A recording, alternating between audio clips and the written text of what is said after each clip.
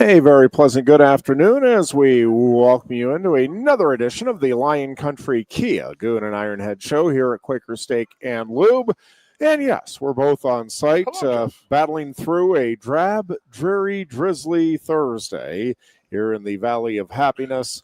Great news. Weather feels appropriate for this season. Yes. Not only is my left knee a weather barometer, oh but boy, with my new spinal issues, I got a double.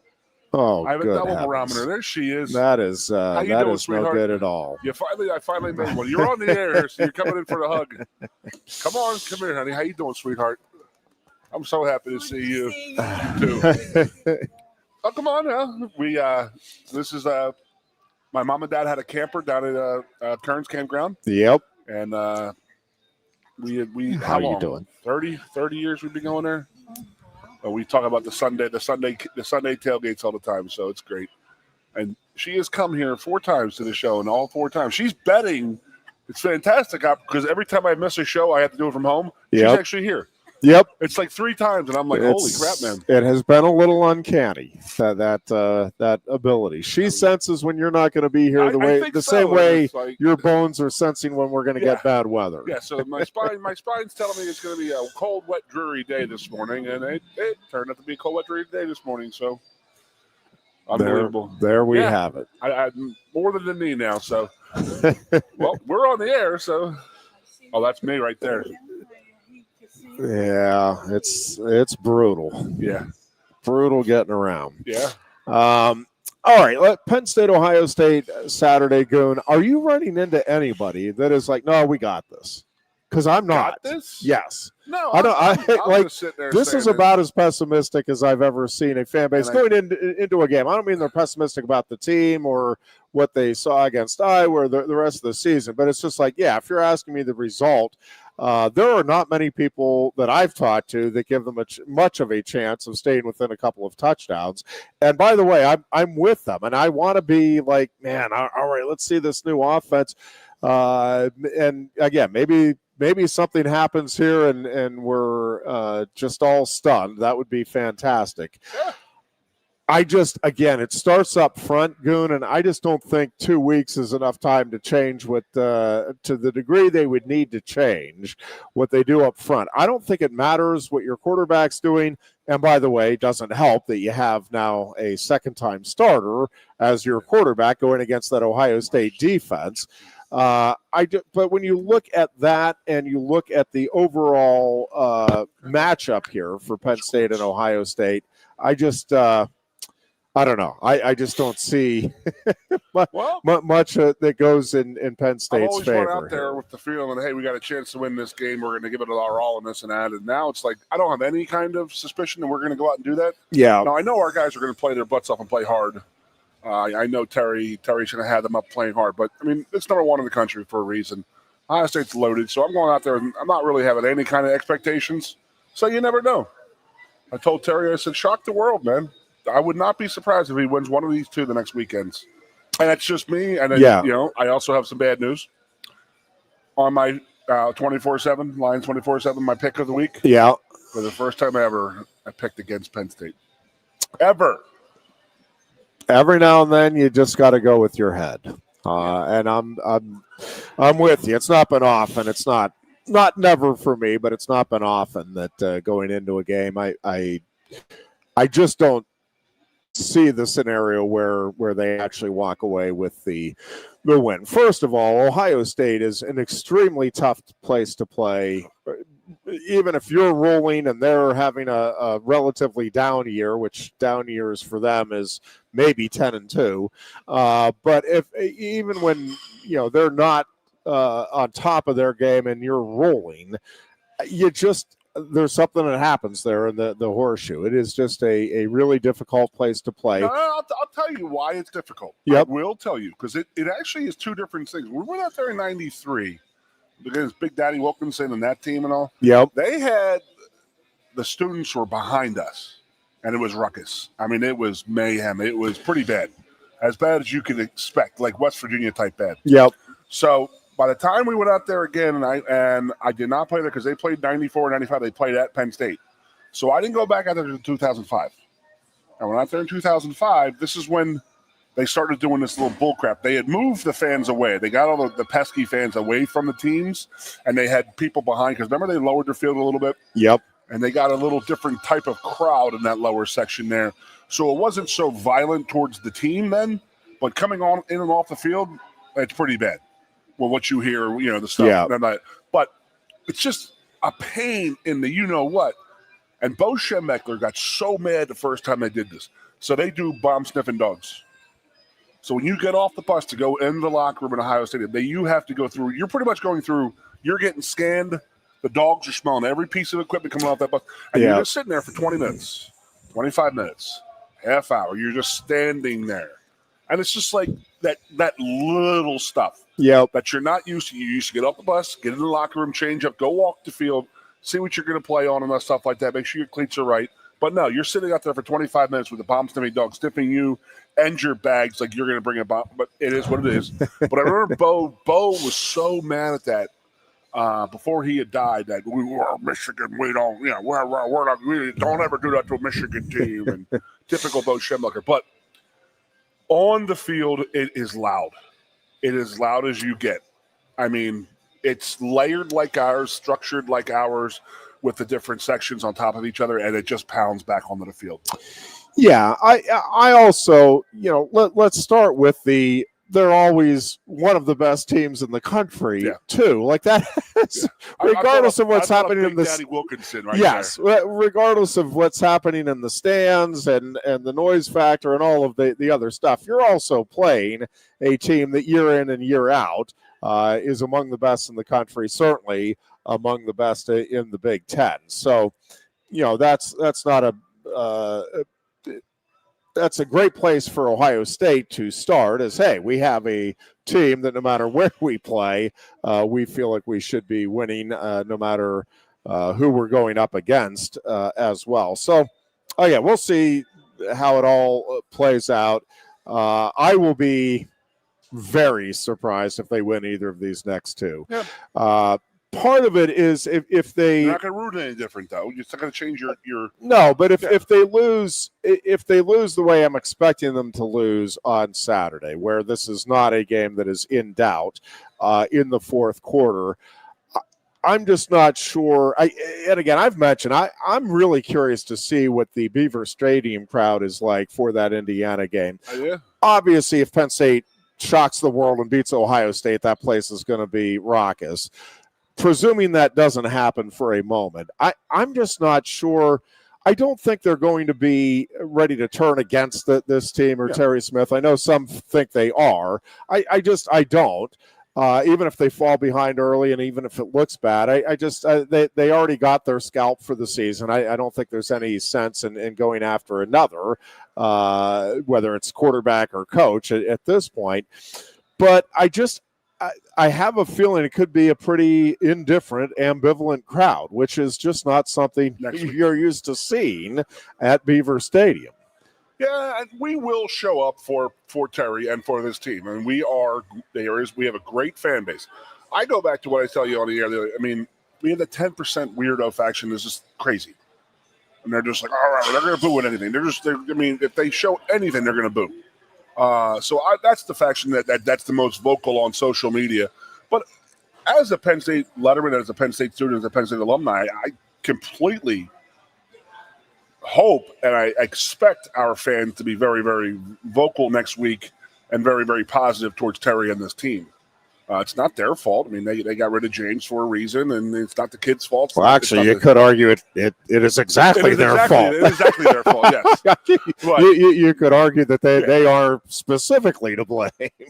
Well, we got updates on the coaching thing, too. For sure. Crap, man. Yep, for sure. So I this week's going to be tough, very tough. It is, but if you go out there with nothing to lose, you never know. Yeah.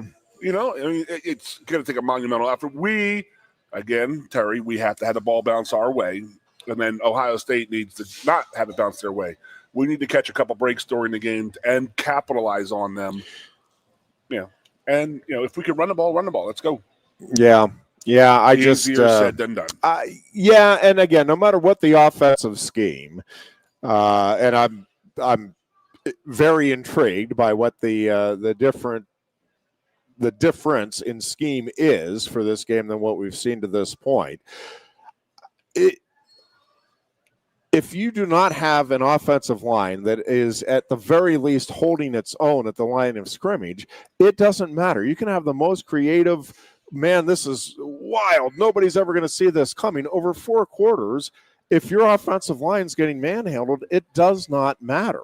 And so I just keep coming back to the line play, the interior in particular of the defensive line and the offensive line, just as a whole, the lack of consistently even good play when you're going against a team the caliber of Ohio State on both sides of the ball. And then you add in the athleticism, the confidence. I think if you watch the Ryan Day press conference this week on the, you try not to take it personal, but we're human with Jim Knowles leaving. That was clearly Ryan Day telling you, oh, yeah, no, I'm taking it personal. Whether or not that's the right thing or you try not to. But so I just think all of those things, like I'm looking for the area where it's like, all right, well, Penn State has maybe an intangible edge there. And maybe it is that. It's just, nobody's giving them a chance. Everybody's assuming Ohio State wins. But, I think the coaching advantage, regardless of what you think about Terry Smith and this staff, the coaching advantage obviously goes to Ohio State. What Ryan Day has established and what they have done here in his tenure is the best thing going in the entire country. So they are rolling. They have supreme confidence going into this game. I think if you go through, again, the head-to-head matchups, Penn State's offensive line against Ohio State's defensive line, Penn State's receiving core against their secondary, the whole way around, there might be an area or two where maybe you're even. I don't think there's a single area where you're like, Penn State's looking forward. They're licking their chops there. They have the advantage. There's not a single area there and there's some significant areas where it's like, all right, huge check mark in Ohio State's favor. If you're comparing the two quarterbacks, and again, it is nothing against Ethan Grugmeyer. He's getting his second start. Julian Sayin was a 5-star recruit for a reason, and he is looking like every bit that and more.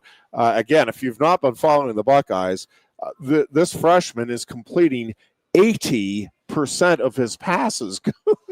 That's just that's unheard of. We're at 8. That's unheard of. It's crazy. And so, to say Penn State is up against it, I think is underselling the circumstance they find themselves in.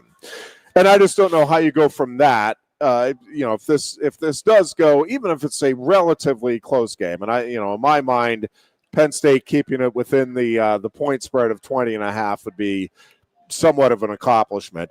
But let's say you lose this game by a couple of touchdowns. Maybe in that locker room they're like, all right, we're getting closer, and here we go against Indiana. I'm just watching what Indiana's doing. I know that one's at home, but man, I don't see. It's much the same thing. I just don't know where Penn State has an advantage when you start looking at the matchups there in that game. And it's the same thing. Confidence. I would confidently say confidence has never been higher in Bloomington ever within that football program. And this is if you go to a 5th straight loss to Ohio State, pretty hard to keep your confidence if you're in that Penn State locker room. Somebody to talk about Indiana real quick. I told I think I was talking to my wife, and I said, she's watching Indiana. She said, where did they come from? What the hell's going on? And I said, just imagine our basketball team getting a new coach and bringing in a new team, and all of a sudden they're number 2 in the country. Because that's exactly what happened in Indiana. Yeah, I've always compared Indiana basketball to Penn State football because it was completely reversed. Yeah, and now it's bad. So, but with the Ohio State game, I am worried about the tackles, the tackle pass blocking, but I'm not worried about the tackles. The guards, I like their interior pass blocking, but they're not running the ball inside. It's like our tackles aren't doing. Well, I gotta say, Shelton has had a hell of a year. I know Rucci has struggled at times, but I think Shelton, the left tackle, has done a very, very good job this year. Like a very good job. Yep. Ruch has had his issues, but Donka's had his issues there. So, I mean, we could pass block interior okay, but our tackles really, because how many Ohio State games have been ruined by one of their defensive ends? The Bosa brothers, the young guy from DeMatha, and then the kid 44, you could tell whatever. I mean, I'm watching the highlights of like the last 10 years. Yeah. When Joey Bosa came through and ran the running back over and sacked the quarterback in overtime to end the game. And then the kid 44 a couple of years ago had 3 sacks, 2 tackle for losses, an interception. It was insane. I think he had a touchdown in that game. So, I mean, yeah, go out, have fun. I mean, Terry's going to just like, don't play tight. Just go out there and have fun and see. You never know what's going to happen. You never know. That's how I feel about it. I mean, yeah, no, I mean that has to be the message, and then the message has to be. I mean, you know, the guys that are back from previous seasons, like you've been right there. You know, you can play with these guys. Yeah. That's really never been the issue in the James Franklin era. It wasn't like Penn State got outclassed by Ohio State in these matchups. That's was a big part of the frustration, is it felt like several of those games Penn State should have won, not just could have, but should have won, and they kept letting them slip away. So, you know, I think Terry Smith has some good messages to give the team. And again, I am excited to see what the new offensive package or packages look like, and you know how that impacts the game. It's just that, again, over 4 quarters, I just think that the better team usually ends up winning. They'll make the adjustments. You know, the Jim Knowles thing is been watching some of Landon's stuff, and Landon's like, it's just it's frustrating. And I'm of 2 thoughts of mind on it, because while I think Landon is right, and he knows obviously much more about the actual schemes than I do, I'm not exactly sure why it is that it takes 2 years for, but it's been consistent throughout his career. I really thought this year would be different, that Jim Knowles, because of the veteran component on the defensive side of the ball, but more so Jim Knowles recognizing, all right, we don't have 2 years to get this defense, so let's do whatever we got to do to get this thing rolling with these guys. Apparently, that's not what happened. It's like, nope, we're going to implement my system, and yep, it's really complicated, and it's going to take a while to learn. And I don't know. So that's one part of it, and I'm trusting guys like Landon Tengwall that they're just not dumbing it down, for lack of a better term, so that these guys can go out and play at a high speed and with a high degree of confidence. But the other part of me, Goon, is I don't know that it's necessarily how complicated the scheme is. They're not tackling. Like, that isn't scheme. That is, hey, the ball carrier is at you. You got to get them to the ground. And this defense is not doing that with any consistency, certainly not during this losing skid. Yeah, I mean, as I said, I just screamed out. I mean, the quarterback run that we have been giving up this year is insane since Rojas has left. I mean, James said, oh, well, Rojas would have that job. It's like, well, you don't have Rojas. Is he the one who can literally play that position? I mean, come on, man. But yeah, it's the tackling thing. I mean, we're going to talk about Terry and how much we love Terry and how much we support Terry and this and that, but is he going to have these guys teaching them how to tackle in 2 weeks? You know, the Jim Knowles thing, it takes 2 years to get it. I could understand that because, Landon wasn't here with Joe Moorhead. It didn't click for 6 or 7 games, remember? And then it clicked.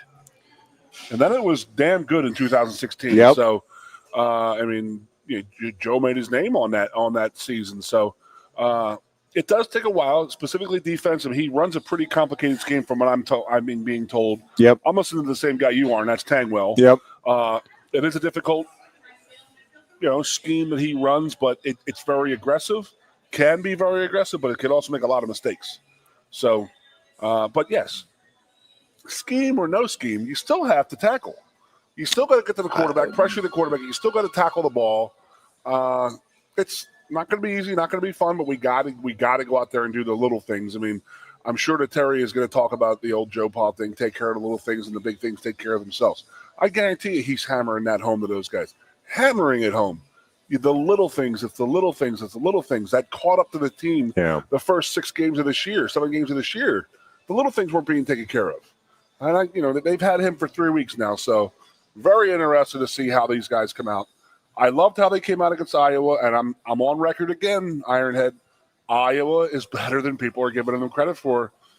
I'm looking at it. We're going to find out. Texas is the same record as Iowa, but they're ranked 20, and Iowa's not even ranked. Yeah.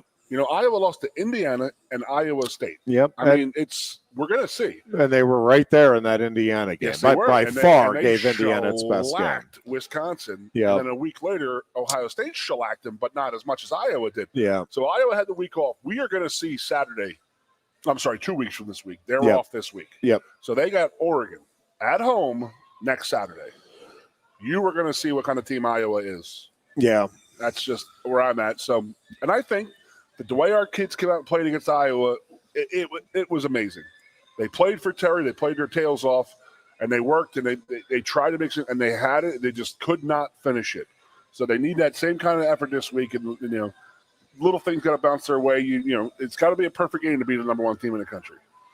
Let's get into the coaching thing a little bit. Matt Rule signing an extension today, or at least announced today that he's signing the extension at Nebraska. So that's another coach off of the presumably off of the consideration list for Penn State. I just saw along with Kurt Signetti. Matt is getting a 2-year extension. Yep. But his clause in his contract was that he has a $5 million buyout at Penn State.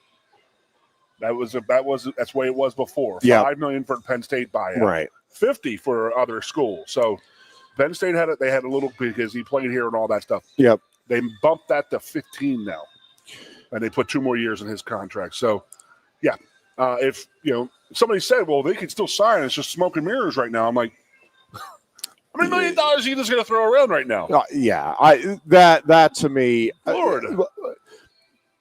Either of a couple of things happened. Either, and this is kind of what I suspect, and I don't know exactly how these negotiations go, but one way or another, Pat Kraft got word to Matt Rule, whether it was a direct conversation or whatever, that, hey, you can keep putting pressure on, but we're looking elsewhere. Pete Thamel did report that.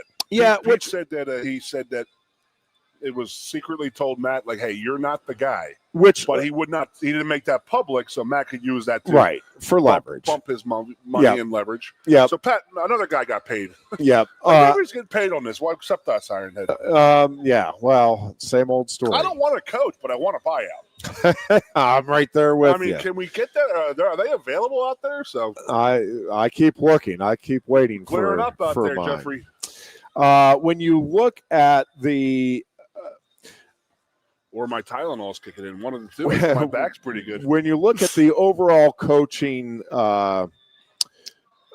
opportunities here, right? It feels like the more you're reading, it sounds like Joe Brady is probably not I think he's I'm good in the NFL.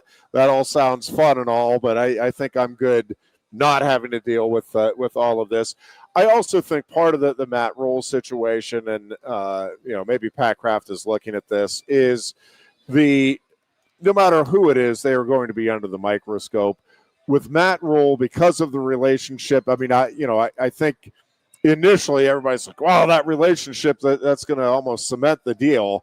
I actually think in this particular case, it probably worked against Matt Rule being hired, because I think Pat Kraft recognizes that if he brought Matt Rule in, the pressure, which is going to be extraordinary on whoever it is anyway, I mean, every decision was going to be under a microscope. And, Pat Kraft just brought him in because he's his buddy. Matt Rule never won the big game. The first time he lost a game to a top 10 team, well, that's the same old, that's what he did everywhere else. Well, yeah, okay. Who exactly was going to Baylor and Temple and just racking up those top 10 victories?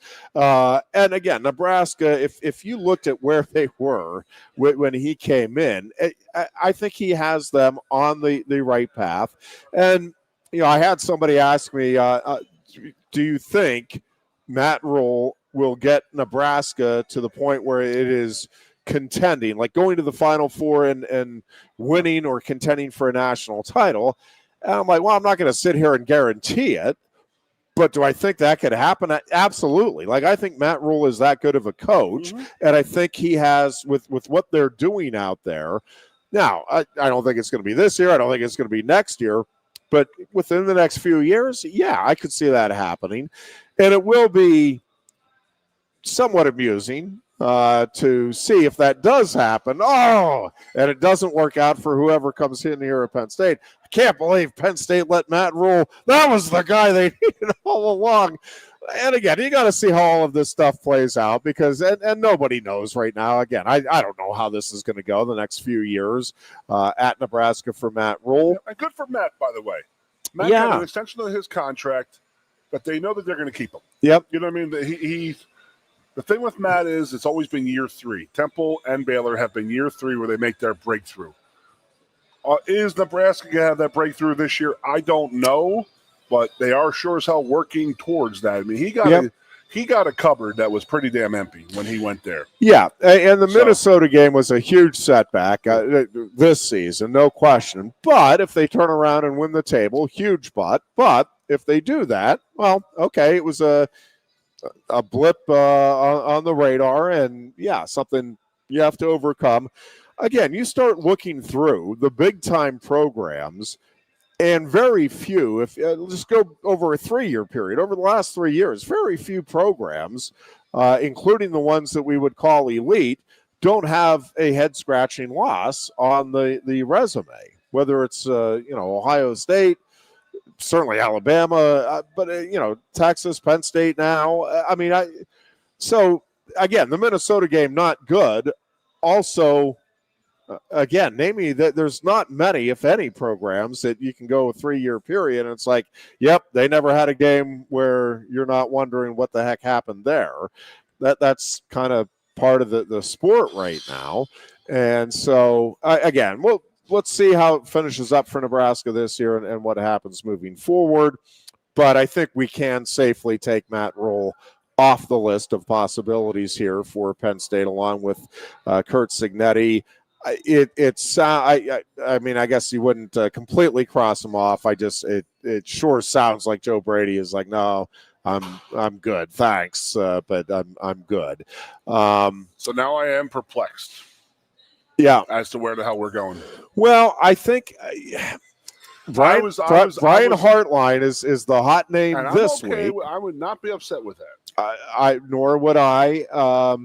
That's a splash. Yep, and I think Pat Fitzgerald is still a name. I've seen a couple of national. One was a column, and one was, I don't know if it was a podcast or just an interview. I saw the clip, but where they're like, listen, if and again, this is two people's opinions, but if Penn State is smart, you go get Fitzgerald, because that guy did more with less than any of these other names that are being thrown out there right now. He understands the Big Ten. He understands how to do things the right way.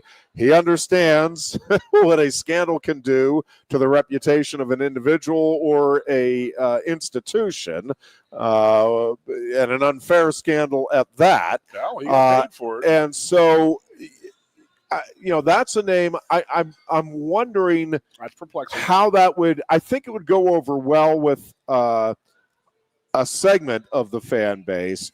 I am wondering if it would just leave a large swath of the fan base. And again, I'm on record as saying I don't think Pat Kraft should be considering the fan base's reaction to the initial hiring even one iota. I don't think that's relevant, because no matter who it is, if you bring in the biggest splash, and again, whoever you think that is, if they don't win within a few years and win big, have them back in the Final Four, then it's irrelevant.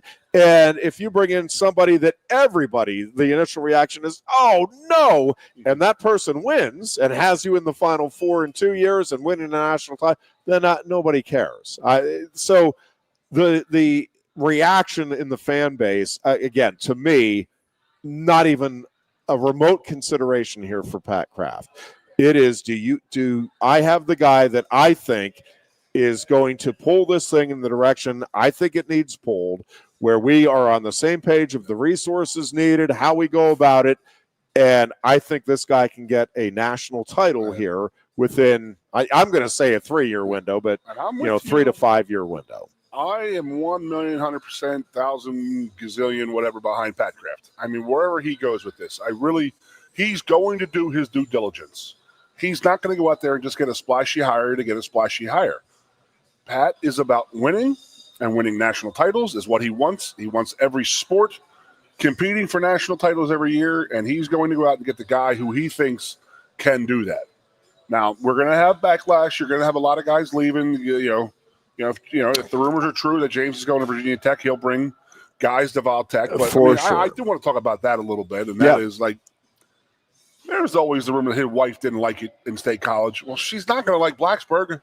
It is interesting. If you had to pick 2 college towns in the United States that are most similar to one another, I'm not sure that you wouldn't pick State College and Blacksburg as they are remarkably similar towns. And the alumni, they alternate. They go to Virginia Tech and they go to grad school here, or they go to Penn State. Yeah, there is a very the back and forth is insane. Yep. A lot of Penn State Hokies out there. And if James gets that, that's great. That helps Penn State considerably if he starts working right away. Knocking that money down. Yeah. So he's due $8 million. James is gonna command that for another job. So if he gets a job somewhere, that's good.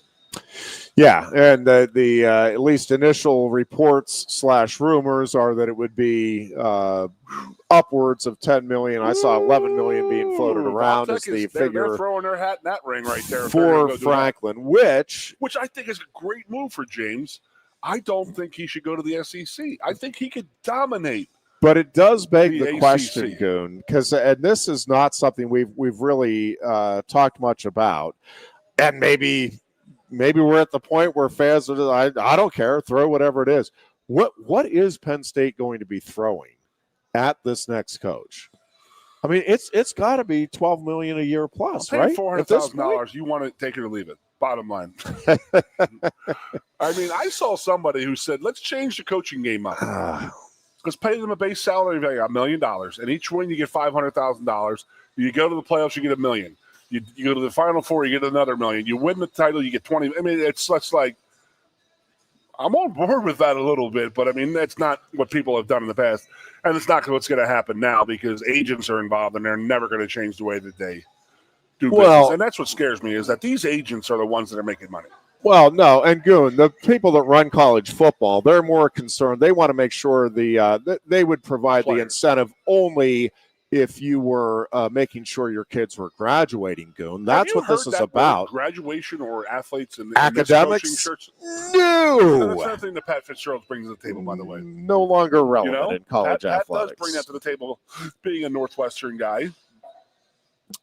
The only problem I see with Pat Fitzgerald is people will not see past him being exonerated in a lawsuit. He actually sued Northwestern, made a ton of money. Yeah, and everything's not been disclosed, but he won that.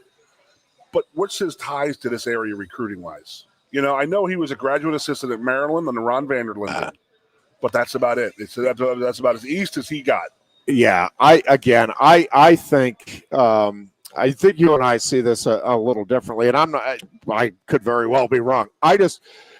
The recruiting game has changed to such a degree, and everybody, USC is recruiting New Jersey, Michigan is recruiting Florida, Texas is recruiting Pennsylvania. Everybody is playing the national game. And I think you need to know how to recruit. I think you need to have the systems in place with NIL and everything else. But I think between your assistant coaches and again, you just have to have the overall feel, know how to close the deal. Does Penn State need to get some players from Pennsylvania and the neighboring states? Yes. Does that have to be like 80% of the roster, 90% of the roster like the old days? Nope. Not if you can go get a better player that will stay here from California or Florida or Texas. Stars elsewhere, but the core of your team's got to be Pennsylvania, our swath, our 5-hour window. Yep, and those kids, the ones that are dying to be here, they're going to come whether it is Terry Smith, Pat Fitzgerald, they're going to come if it's Ed Ogeron or like that. Those guys are coming to Penn State because it's Penn State. And if they have the, wouldn't that be something? How would that go over here in Happy Valley? Goodness. I think people would be happy. I mean, I'd be happy. I'd be hanging out with us. We'd be entertained. Yeah, we'd be entertained. Did you ever hear his answer? I'd take it for the entertainment factor alone. The interview he did, and they're like, "Well, what do you think about the?" He goes, "Well, they give me that buyout, and they said we're going to give you $25 million to leave." And he goes, "What time and what door do you want me to leave from? Because I will be there." How about it? Beautiful. You and I would be asking the exact same thing. Yep. Okay with that. All right, we'll take a break here. You are listening to the Lion Country Kia Goon and Ironhead Show. We appreciate that, and we are back with much more here on a Thursday afternoon. No one likes making trips to the gas station. Well, Lion Country Kia can help. If you're tired of going to the gas station all the time, Lion Country Kia can help with the 2025 Kia Sportage Hybrid. Save now with 2.9% APR financing for up to 48 months and get $500 Kia Finance bonus cash. There's 14 available that get 38 MPG combined. Say goodbye to all those pump visits. 2025 Kia Sportage Hybrids start at just $32,285. And be sure to check out the full Kia lineup too, and their selection of certified pre-owned Kias. Remember, every new Kia comes with a 10-year, 100,000-mile powertrain warranty. Ease that pain at the pump with a 38 MPG combined 2025 Kia Sportage Hybrid from Lion Country Kia, 1334 Drivable Street off Shiloh Road behind Sam's Club, State College. Warranty is a limited powertrain warranty. For details, see dealer or go to kia.com. If you love wings, if you love rings, and all kinds of other tempting things. Great times, great food, get to Quaker Steak Lube. Get our Best Wings USA, signature sauces, mouth-watering appetizers, or any of our delicious award-winning lube favorites. Great times, great food, get to Quaker Steak Lube. I'm the Modelo Recruiter, and I'm looking for fans with good hands and great speed. The ones who stay focused and never miss a play. They go the distance on game day, even when their team is away. I'm always watching, always looking to reward more full-time fans. Because football isn't really football without you. A lot has changed about State College. One thing that hasn't is W.C. Clark's Coffee Roasters on 234 East Calder Way. 30 different varieties of specialty coffee beans sourced from over 25 countries and roasted with love each morning in Happy Valley for over 45 years. They'll ship their fresh roasted coffee from their doorstep to yours. Order online at statecollegecoffee.com. That's statecollegecoffee.com. Hi, welcome to Timberland Federal Credit Union, a financial cooperative for its members, tracing all the way back to 1973. Experience Timberland Federal Credit Union, where you're greeted with a smile and financial solutions are tailored to your unique life journey. Here, we're not just financial professionals, we're your neighbors, people invested in your financial needs, literacy, and empowerment. Your dreams matter to us, whether they're about buying a home, growing a nest egg, or embarking on new adventures. TFCU draws from the past and invests in the future, offering modern tools like online banking to give you the freedom to manage your money practically anytime. Additionally, we're passionate about giving back both time and resources because enhancing our community is at the core of why we're here. Visit TFCU in person or online to learn more about our services and apply for a membership today. WFXX, once again. Your sports radio. Broadcasting live, loud and proud from Central PA's Sports Authority, WFXS America. 98.7 The Fox State College, the Goon and Ironhead. We're getting Goon extra sexy in Philly red. If Coach shows up, they'll need a translator. That is a fact. We would need a translator in that particular case. I'm okay with just about any of the names being thrown around out there, and I'll be okay like you. If it's somebody that we're not thinking of, I saw somebody was throwing out, and I got to look it up. I didn't really. I just saw it late today before the show. But I guess North Texas is actually leading the country in offensive statistics, and I guess that coach is. I need to look more into that. It's like, why is this guy not getting any more attention? Why is his? I'm like, well, I haven't heard of him. So I've heard a lot of stuff about this guy down at JMU. Oh yeah. People have been talking that guy up because big time. He replaced Signetti, but he's got them rolling ball in here. Big time. And everywhere he's gone, he's won. They're talking about him.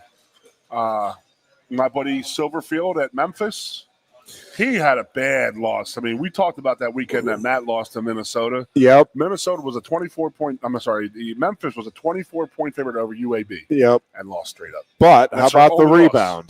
They came back and they beat. Pretty darn impressive win over South Florida this past weekend. Yes, so we have him. That's my band Silverfield, and then we have just random guys, I guess. North Texas, you said him.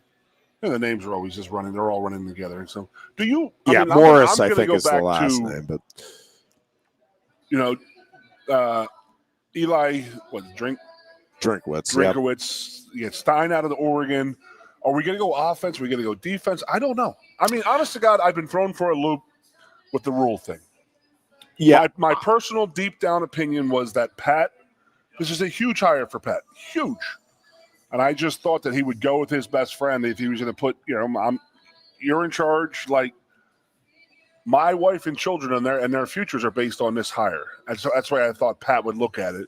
And who would be better to do that than your best friend? So I thought it was going to be Rule. I truly, truly did. And now that's gone. Yeah, there's a lot of talk about Urban Meyer. We have somebody asking that we heard Urban Meyer's met. I cannot imagine that Pat Kraft hasn't at least reached out and talked to Urban Meyer. I guess Meyer is the guest, victory bell ringer at Ohio State this Saturday. So there's people out there. It's like, well, there's no way he's coming here if he's going to be ringing the bell for an Ohio State. He's out there for big noon anyway. He's working. And I'm like, well, I don't know. I think folks are reading too much into any of this. Again, I'm on record as saying, if you can get Urban Meyer or Nick Saban to come here, I'm fine with that. I think it's just very unlikely. I think it would have been done by now. Personally. Yeah, I think it is. I'm not sure I see either of them wanting to be in this world of college football as a coach. Correct. I think they both are enjoying the fruits of their previous labors and now having a ball on the broadcasting front. Maybe Urban does have the itch to get back into it. It's certainly to me, Pat Kraft, if he hasn't at least reached out to both of them, he hasn't done his due diligence. I think you at least reach out, say, hey, any interest at all. Whether or not it goes anywhere, obviously I have no idea. It just the outside looking in, and given the health problems, there will be some in the fan base that the scandals, I guess we have to put the S there with Urban Meyer. It's like, well, I don't know, we want that around our program, and I'm with you. I think that's not an illegitimate concern, but I also think Pat Kraft is savvy enough. They're going to write into the contract. Listen, there's conduct that needs to be part of the equation here, and I tend to be one of those people that I forgive mistakes. If hopefully you learn from mistakes and you move on from them. I'm also not sure sometimes that all is what it appears when we get to these so-called scandals. So I'll just leave that there. We'll see. So what is your gut saying? In terms of who the hire will be, where do you think we're going with this? I'm literally just like let me throw out because Manny Diaz still gets thrown out there, and the biggest negative I keep seeing against him is, well, he already had his shot, as if if you don't succeed at your first stop as a head coach, then suddenly you're not worthy of consideration, and that just seems absurd to me when you look at the number of great coaches who struggled in their first head coaching job. Again, just like mistakes, hopefully as a coach, you're learning from your experiences, good and bad. And I think Manny Diaz, the early results here in what we're seeing at Duke, I think are very encouraging that, you know what, he learned some lessons from the experience at Miami. I think he learned some additional, tricks of the trade, if you will, while at Penn State, saw how things operated here. I think he's applying them to a significant degree at Duke, and the resources at Duke aren't what he would have available, obviously, at Penn State, and he knows Penn State. I mean, he knows now that this program and what it's about. Yeah, he wasn't. He didn't get a Miami team that we think of Miami team. Correct. He got a very depleted team that he had to build back up because he replaced Al. Al had to go through the sanction years, and it was an ugly situation down in Miami for a long time. Cristobal's not exactly lighting the world on fire down there. I'm sorry, you know what I mean? It's a hard place to coach. But I'm okay with Manny, and I'm also like Brent Key, the guy at Georgia Tech that we talked about earlier this year, not even about our job. We were just talking about him in general, like how he played Florida State in the opening game over in Ireland. And I just was, he's a typical meathead offensive lineman as a head coach. And I watched the post-game interviews, and like he literally could not do an interview because all his players were trying to hug him. I mean, they love him. Yeah. So, I mean, there's a guy right there, offensive line guy, offensive, obviously, doing well at Georgia Tech. I mean, at Wake Forest, sorry. No, Georgia Tech. Georgia Tech. Yeah, they play this weekend. Saturday night, NC State plays Georgia Tech. It's a big game for Key. So I think his name's still out there. But I could be on board with Manny because he knows. How do you say it without like that crazy nut job who called us a cult back in the day? We have to have somebody who understands our culture. You know what I mean? And it's not a bad culture. It's a great culture. It's a culture that fans are going to be behind you no matter what, in whatever sport. They're always going to be cheering for you. Win or lose, they're still going to cheer. And that's a good thing. And I also want a guy who's going to come in here and realize and understand that, as Joe would say, they play for the name up front, not the one on the back. And then, Joe, you don't have names on the front or the back. And he goes, exactly. So that's just how I think about how I think. It's like you need to understand the Penn State way, and that it's about toughness. I mean, just think about like when Joe was coming up. This would be a classic game of beating the number one team in the country. Because I know Joe had done it younger in his career and stuff like that when they weren't like great yet, but they were upsetting people and they were a tough out. Let's just say that. So maybe we get back to that this weekend. But I mean, this coaching thing, I'm telling you, I'm thrown for a loop right now. I really am, because I would think that Meyer personally. By the way, I was amazed, that he's only 61 years old.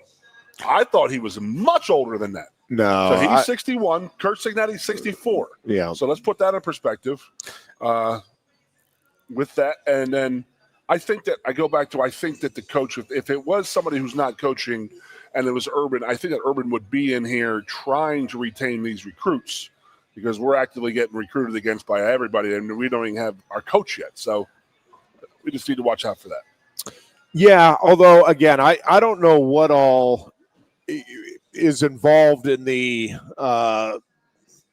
negotiating process. Like that whole thing is just – so maybe it's Urban saying – his contracts. He goes, I don't negotiate. I go in and say, "You're going to give me this," and if they say yes or no, that's exactly what he said. Right, but maybe Pat's talking to different coaches and trying to figure out.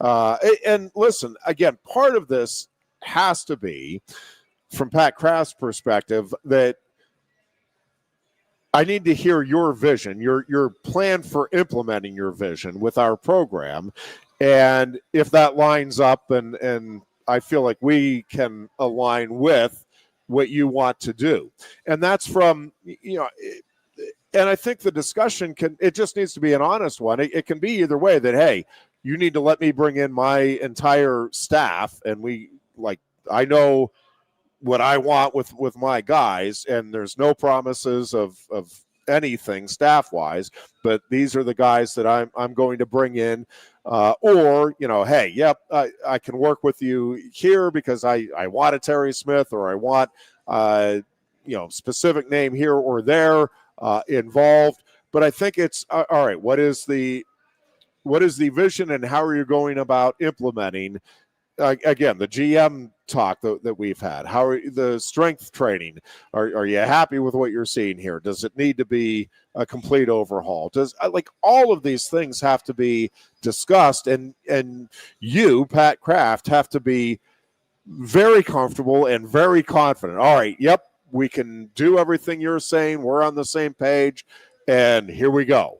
So part of it, I think, is why, if it is an Urban Meyer, and again, I'm very dubious about that possibility. But let's just say it is. As to why it's not done yet, it may be, hey, we need to figure this out. Urban may need if it is Urban, maybe he needs some time to get his staff right. Well, and he may be talking to Pat about, hey, what all do we need? I know he has an idea, but in terms of this NIL world, what all do we need to get this thing handled to where I'm not having to worry about that on the day-to-day basis. Again, it's a little bit of a different world, and so it may be part of that too. It's hey, what is this world like? How do what do I need to do to navigate it? Yeah, I know how to coach. I know how to go into the homes and talk to big-name recruits and get them to sign. But I need to make sure all of this other stuff. I mean, it could be that. I don't know. I don't know how all of that is worked out in the negotiating process, or how in depth you get. But I have to believe you're getting pretty in depth right now. If you're Pat Kraft, you need to have a pretty good handle on. All right, monetarily, this is what this is going to cost us. Structurally, this is how this is going to be set up. We may need to make additional investments here. Maybe we can pull back on some investments there, whatever it may be. But again, whoever it is, there has to be a really strong alignment with everybody involved that, all right, this is what we're doing. This is how we're doing it. This is the time frame we're looking at, and here we go. We got to roll from but they got to be ready to roll from the outset, and not have, a couple of months in, hey, I thought we were going to have this. Are we going to have this or not? You have to have this stuff buttoned up ahead of time where everybody, I'm not saying there's nothing that's going to come up that, oh, hey, I didn't see this. But, man, yep, we're on the same page. This is how this is going to work. We anticipate investments being made here, additional outreaches there, all of that stuff. This needs to be a pretty smooth operating machine within a couple of weeks of the coaching hire. Yeah, and that's speaking about it out loud. Now I'm sitting there thinking, well, maybe Urban is out there trying to get his. If it is Urban, if it is, I don't know who it is, but if it is Urban, yeah, he's out there. He's beating the streets right now, trying to find hey, I want you as my OC. I want to bring you in as my tight end coach. I want to bring my O-line coach. I want to do this because he doesn't have that now. He's going to bring the Fox noon kickoff crew to be their coaches. Yeah, so he might be working on that. I don't know. So I'm just answering my own question here. But did you see the Louisiana governor? Oh yeah, that whole thing. I cannot. But that's that amazing. Process down there is going to be. The Louisiana governor said that the athletic director does not have a say in their new coach. Yeah. They don't have any faith in the athletic director because he was at Texas A&M and lost a $75 million buyout to Jimbo Fisher, and then he had a $55 million one to Brian Kelly. Yeah. By the way, great. We should get Brian Kelly. There's nothing but great stuff coming out about him. A lot of good stories about him. Yeah. Getting a ton of stuff on the message board here. Need a coach able to recruit both the high schools and the portal. Correct. But I think you had that. I don't. I mean, you do need that. Are you on the oak with the GM route? Yeah, we had somebody asking about the who hires the GM, the coach or Pat Kraft. Again, to me, that has to be part of this interview process. Sure. A clear understanding, and both better be on board with it. Like, you can't have a GM that's brought in that Pat Kraft isn't thrilled about, but the coach is that's the coach's guy. Like, I don't think that's a great situation. You can't hire the coach and then, a couple of weeks in say, all right, this is the GM we're bringing in, and the coach is like, I don't like. Because I love the general manager idea. I love it, and that is that the head coach, I don't want to talk to you about your money. I don't want to do that. You go talk to the general manager about that. I'm the football coach. I'm going to coach football. I'm not worried about paying. Let the general manager worry about that. And I like that idea. Yeah. But you better have a guy coming in here who understands that, like James could not have a general manager, in my opinion. I just don't think he could do it. Like, somebody coming in there, it does Urban Meyer, who's never coached in the NIL or transfer portal. Urban Meyer is a tough guy to play for. He's a yeller and a screamer, and he can humiliate guys.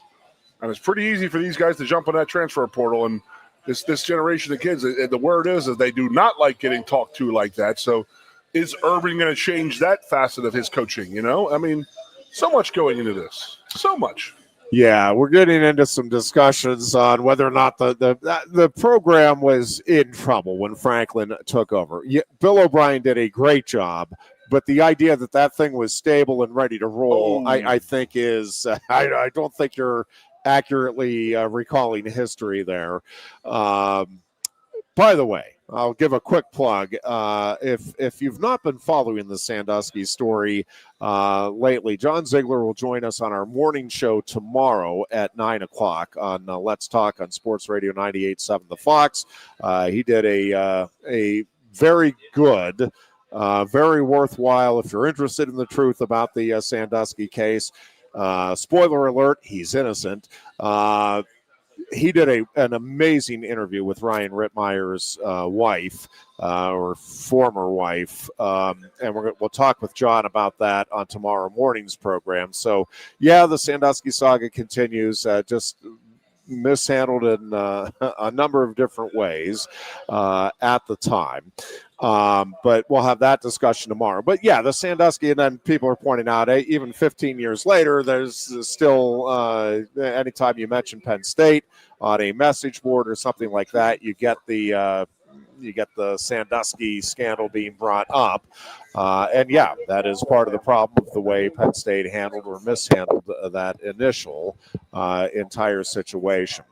Franklin's GM might be lining up transfers right now from inside the building. Again, all of this stuff is going to play out, and it is going to be. There are going to be players that are leaving, whether it's to follow James Franklin or go elsewhere. That is inevitable. Also inevitable if Penn State does bring a coach, whether it's a coordinator or a head coach from another program, they are going to get transfers from that program. Yes, on all of that. And again, we can wring our hands over it, but that is the world we're living in. And yes, whoever it is, there is going to be folks that need to come in and quickly get out on the recruiting front. Nope, don't think. To Jack's, I'll answer you, Jack. Don't think. No definitively. We will be back. You are listening to Let's Talk on Sports Radio. Not Let's Talk. 98.7. Let's Oh, Talk. not Let's Talk. That's tomorrow's program. That's what I want you to tune into. 9 o'clock tomorrow morning. Jack, you should listen. You need to get the facts of that case and allow yourself to be enlightened. We are coming back with more of the Goon and Ironhead show. Is this particular program, and we're back after this. No one likes making trips to the gas station. Well, Lion Country Kia can help. If you're tired of going to the gas station all the time, Lion Country Kia can help with the 2025 Kia Sportage Hybrid. Save now with 2.9% APR financing for up to 48 months. And get $500 Kia Finance bonus cash. There's 14 available that get 38 MPG combined. Say goodbye to all those pump visits. 2025 Kia Sportage Hybrids start at just $32,285. And be sure to check out the full Kia lineup too. And their selection of certified pre-owned Kias. Remember, every new Kia comes with a 10-year, 100,000-mile powertrain warranty. Ease that pain at the pump with a 38 MPG combined 2025 Kia Sportage Hybrid from Lion Country Kia, 1334 Drivable Street off Shiloh Road behind Sam's Club, State College. Warranty is a limited powertrain warranty. For details, see dealer or go to kia.com. If you love wings, if you love rings, and all kinds of other tempting things, great times, great food, get to Quaker Steak Lube. Get our Best Wings USA signature sauces, mouth-watering appetizers, or any of our delicious award-winning lube favorites. Great times, great food, get to Quaker Steak Lube. I'm the Modelo Recruiter, and I'm looking for fans with good hands and great speed. The ones who stay focused and never miss a play. They go the distance on game day, even when their team is away. I'm always watching, always looking to reward more full-time fans. Because football isn't really football without you. A lot has changed about State College. One thing that hasn't is W.C. Clark's Coffee Roasters on 234 East Calder Way. 30 different varieties of specialty coffee beans sourced from over 25 countries and roasted with love each morning in Happy Valley for over 45 years. They'll ship their fresh roasted coffee from their doorstep to yours. Order online at statecollegecoffee.com. That's statecollegecoffee.com. Hi, welcome to Timberland Federal Credit Union, a financial cooperative for its members, tracing all the way back to 1973. Experience Timberland Federal Credit Union, where you're greeted with a smile and financial solutions are tailored to your unique life journey. Here, we're not just financial professionals, we're your neighbors, people invested in your financial needs, literacy, and empowerment. Your dreams matter to us, whether they're about buying a home, growing a nest egg, or embarking on new adventures. TFCU draws from the past and invests in the future, offering modern tools like online banking to give you the freedom to manage your money practically anytime. Additionally, we're passionate about giving back both time and resources because enhancing our community is at the core of why we're here. Visit TFCU in person or online to learn more about our services and apply for a membership today. WFXX, once again, your sports radio. Broadcasting live, loud and proud from Central PA's Sports Authority, WFXS America. 98.7, the Fox State College, the Goon and Ironhead. And back here on a Thursday afternoon ahead of the Penn State Ohio State game. Saturday, a noon kickoff in Columbus. The Dear Goon will be on hand. Oof. I have to say, this is one I'm okay sitting out the road trip. A lot of road trips I wish I could have taken. A lot of road trips I did take over the years. This is one I think even if I was offered, I'm like, I think I'm good. I'll watch this one on the tube at home and We got Ohio State friends. That's the thing. So I know. No, I get it. I just we're not trying to live in any kind of discomfort. We're taking the bus. I understand. This World Series, Goon, I do want to talk a little bit about that, and then we'll get into some Penn State hockey here, too. Nittany Lions taking on those very same Buckeyes. Well, not the same, different Buckeyes, but Ohio State tonight in Columbus, the Big Ten opener. Two teams will meet both tonight and tomorrow night at 6:30. But this World Series, I got to tell you, Goon, I don't know how many people are watching it, but if folks are checking it out, this is good stuff for baseball, I would have to think, moving forward. I know the Dodgers have been struggling to get the offense going. They won the epic game, and then maybe that just took it out of them because the Blue Jays have responded and really dominated these last two games. Got the back-to-back Two of the homos. first three pitches were dingers. Yep. Crazy, man. And listen, Vladimir Guerrero, Shohei Ohtani, we talked about, is just doing unprecedented stuff. Yes. But Vladimir Guerrero is right there, good. Man, he is just swinging a red hot bat, and the Blue Jays just. I don't know. I've thought all along that the Dodgers were just kind of destined, that this thing was just basically predetermined. I think the Blue Jays are going to win it now. I know they still have work to do. You gotta get one of these final two now. The game 6 will be tomorrow night in Toronto, and then game 7, if necessary, will be Saturday night in Toronto. But I can't do it. I'm watching the series. Yeah, I truly don't know who I want. I'm rooting for the Blue Jays. I mean, F Joe Carter, and it's funny. That's where I'm at. Well, I love watching Shohei Ohtani, and you have to appreciate the exploits. And Freddie Freeman is a pretty hard individual to root against. Put it that way. Yep. But I don't want the Dodgers to win it. I'm anti LA Dodgers and the big payroll and all of that. And I am all in on the Blue Jays. I want them to win. I think they will win. And truthfully, I think they deserve to win. I think they have been. Now we'll see what happens. Obviously, maybe the Dodgers completely outplay them in the final two games. I'm not going to sit here and tell you then that they didn't deserve to win.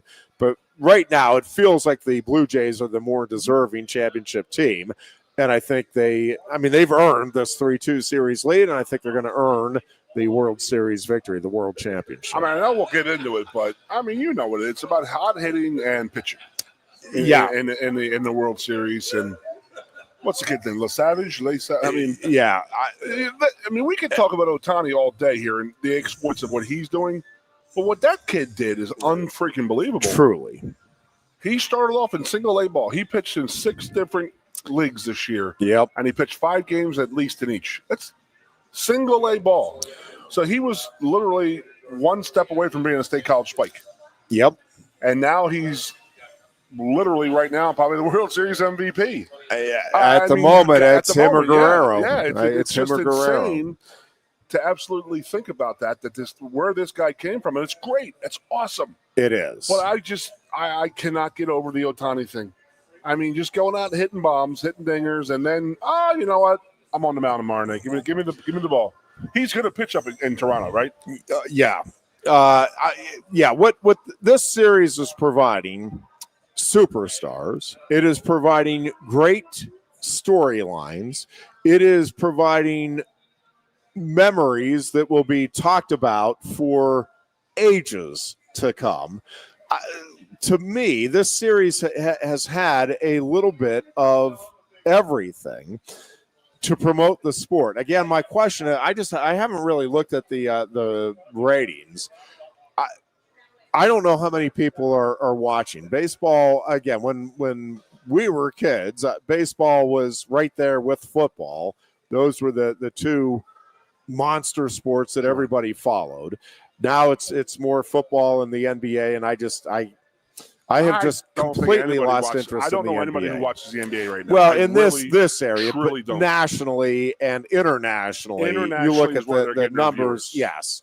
But It's a horrible regardless, it's a horrible part of that when I watch nor will I talk about the NBA, MLB, and the NFL. Obviously, I mean, you watch the MLB, they won't go up against football. Have you noticed that? They can avoid Friday and Saturday this week. They played Monday this past week, and that was the split screen, the great thing to watch and all that. But yeah, they're going Friday and Saturday this week on the for the World Series. But I mean, I would watch the NHL Stanley Cup Finals. I mean, obviously the Flyers haven't been anywhere close to the playoffs in a while, but I still watch them. I still enjoy them. College football, NFL football, but NFL football is where it's. I mean, that's the big boy. That's the big cat in the world. No question. It's unbelievable how much, they just devoured Thursday night college football. Yep. You know, I mean, I was in college, and I was talking about it a couple of weeks ago when UVA beat Florida State in 1995. I think that was the time that college football on Thursday became a big thing. Became must-watch television on Thursday night. They had some great big matchups then. And then the NFL came in and said, no, we're going to take Thursday night. And it didn't take long for them to realize that no one's going to watch college football when there's an NFL game on there. No matter who the NFL team is. Yeah. It's crazy. Yeah, it is. It's amazing to see the degree to which the NFL has taken over the sports landscape. They have monetized in the U.S. Yep, they've monetized NFL football year round. Think about the draft. It is now a 3-day process at some place, at some city that's going to get about a $15 million it's an event. Influx. No, it is absolutely an event. They made the combine watchable television. The combine, man. No, it is. It's insane what they do. It's a great job what they do. Tax purposes and tax like that, and that's a whole nother story. That's a whole nother show. that they operate tax free, which is insane to me. But yes, this baseball thing has been actually fun as hell to watch. It really has, because it has been back and forth. You know, Toronto was obviously they were a 2-1 underdog, win the first game surprisingly. And then they come back and they lose the second game. And then game 3 is the 18-inning game. Did you see Brad Paisley? Yeah. The oldest game in the history of Major League Baseball was in the World Series was the LA Dodgers and the Boston Red Sox in 2013. Brad Paisley did the national anthem and did the national anthem.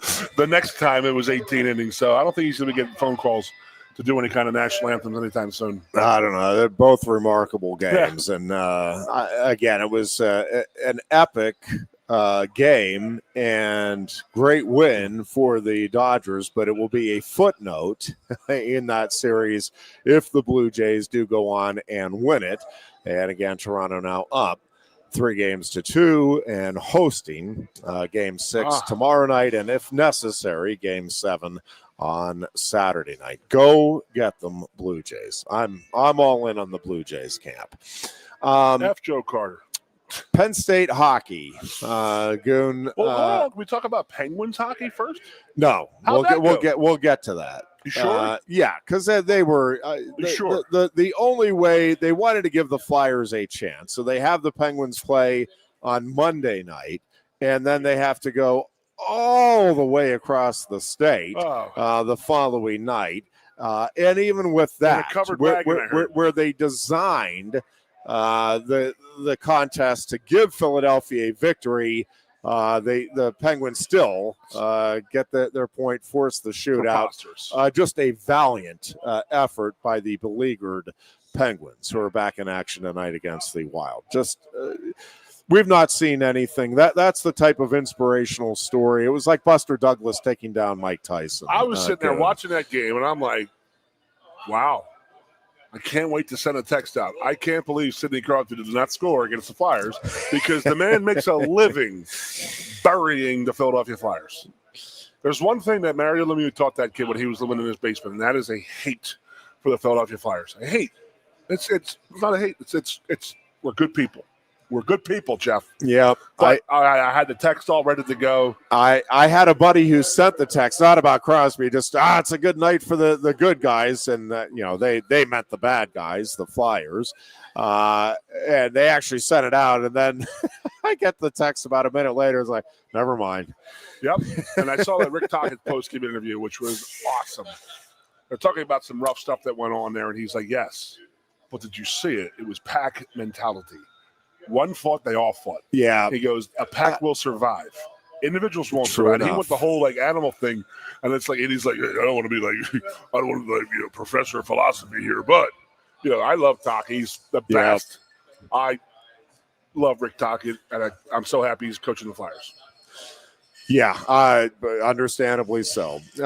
Penguins back at it again tonight. They have quite the stretch here. 3 games in 4 nights, and then they have games coming up Saturday and Monday as well. But they'll be at the Wild tonight. Flyers are back home with the Predators tonight. Both those games, I think, are 7 o'clock starts this evening. But Penn State hockey gets the Big Ten portion of the schedule underway.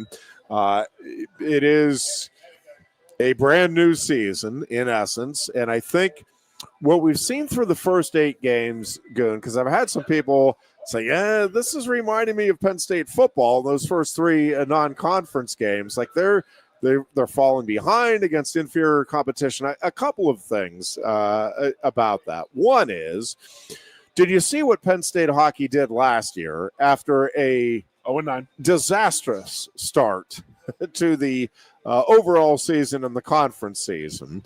So that's number one. But number two, it is a lot of new faces, very talented faces. I get it. But it does take a little while to get everything to mesh. And all right, now I understand, I see, I have the feel. And no matter what level, I talk about this with wrestling too. And like Masa Ono coming in, obviously he has the pedigree on the international stage. But it is different. College wrestling is different. I'm just telling you, college hockey is a little different than not necessarily more difficult, nor just different. You're dealing with classes, you're dealing with college life, and the travel. Everything it's just a little different than any of the other leagues that these guys compete in. So I think there's a little bit of, all right, let's get a feel for this. Also, they are 7-1. Yes. Like they won 7 of the 8 games. And I think a couple of the teams that they beat may end up being a little better. We'll see how the season plays out. Maybe a little better than what we were thinking at the time of the meeting. Regardless, it is all now about, all right, what do you do in the Big Ten? What do you do to get yourself ready for the postseason? And it starts with a good Ohio State team, 17th in the country. Great rivalry, though. 2 games in Columbus. Tonight and tomorrow night, those fans are going to be revved up, excited to watch their Buckeyes pull the upset over the Nittany Lions. It is a great atmosphere there in Columbus, and I'm excited to see what this team does, how it responds. It feels like McKenna is kind of finding his groove here. The combination of new mind-blowing talent in this room with the guys who have established themselves, the Dowiaks and the Serratos of the world. Like, I think this thing is going to come together in a way that is going to be eye-popping during the second half of the season. But I think it starts tonight. I think you're going to see a really exciting style of hockey, and I think you're going to see a really fun brand of hockey that will get fans, no matter where they're at, into the game. I think this is going to be fun this whole season. Yeah, the whole but I think these great. 2 games are going to be really wildly entertaining matchups here at Ohio State. People listening, if you want to watch a great interview, I interviewed Guy on Monday night on Blue White Player Show, bluewhiteplayershow.com. Check it out. It's up there. He's great. I mean, I just absolutely love Guy. So I have to give the premise. You've done an interview with him, and what do I make him do? With the tooth. I had the tooth. You're not allowed to talk in any kind of Keith Conlin shows. You cannot have a tooth in. So he pulls the tooth, and he has a lisp. And he's like, we're going to go out there, we're going to crash it, we're going to skate. And it's so funny. But he is such a great guy and a great interview. If you want to watch that, check it out on that website, bluewhiteplayerShow.com.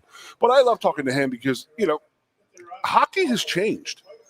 Like they are allowed, instead of the junior national, the higher junior, major juniors, they can now come to Penn State or come to a college in America, play hockey universally, and then still be drafted in the NHL.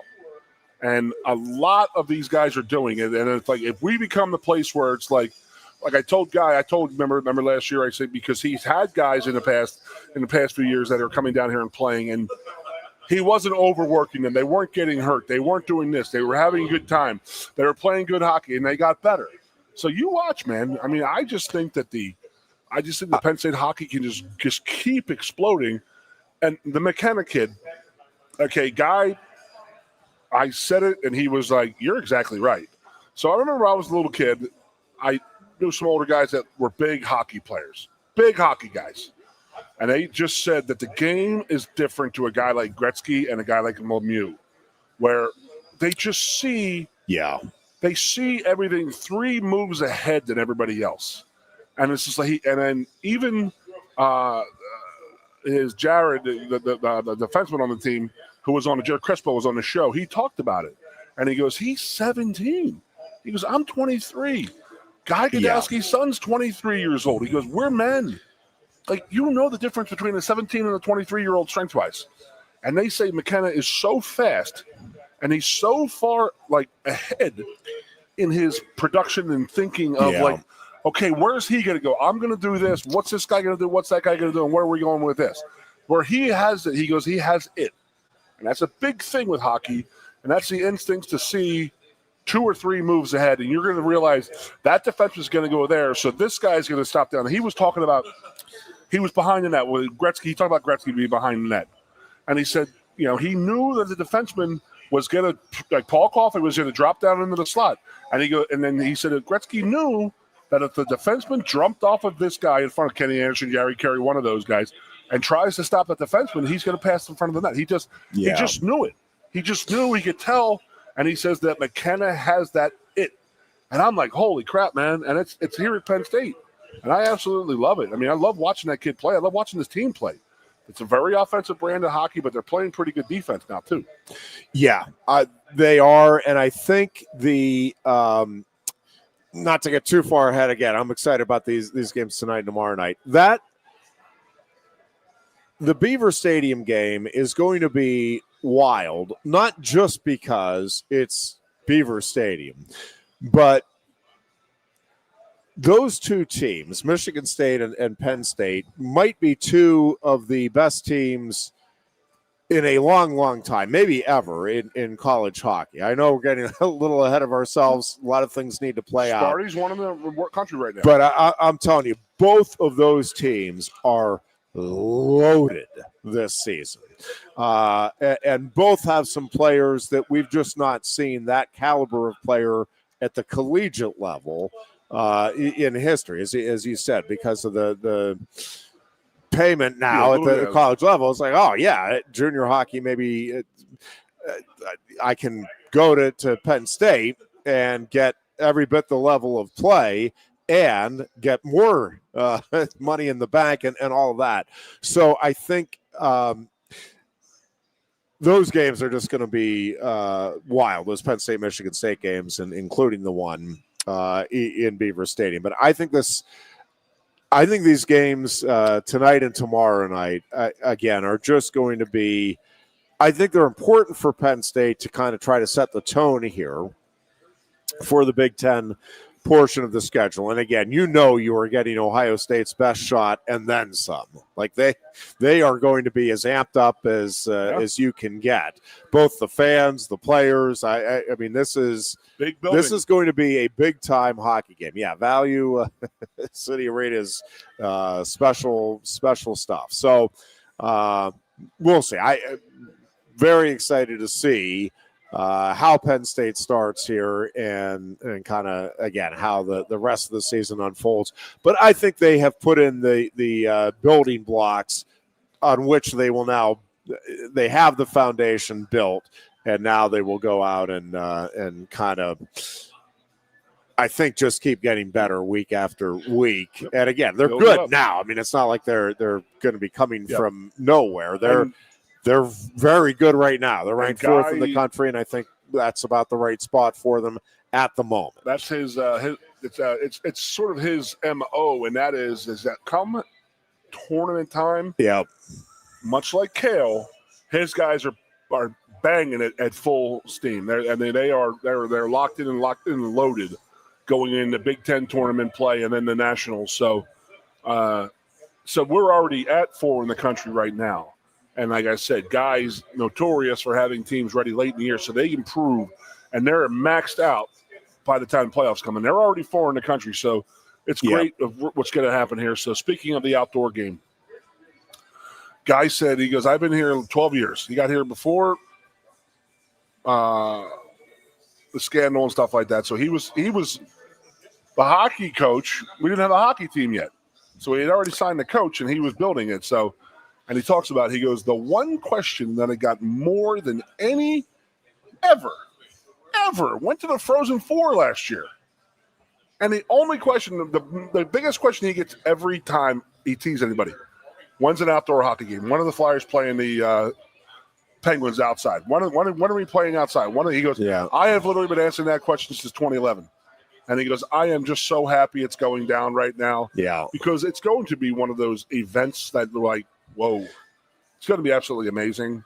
And I have talked to so many people that you would be like, really? You're coming in? And I'm like, hell yeah, I don't want to miss that. I'm like, that's all right. Well, and I think we're going to see more events like this, not just at Beaver Stadium, but I do think, why would you not have a women's volleyball match at some point here?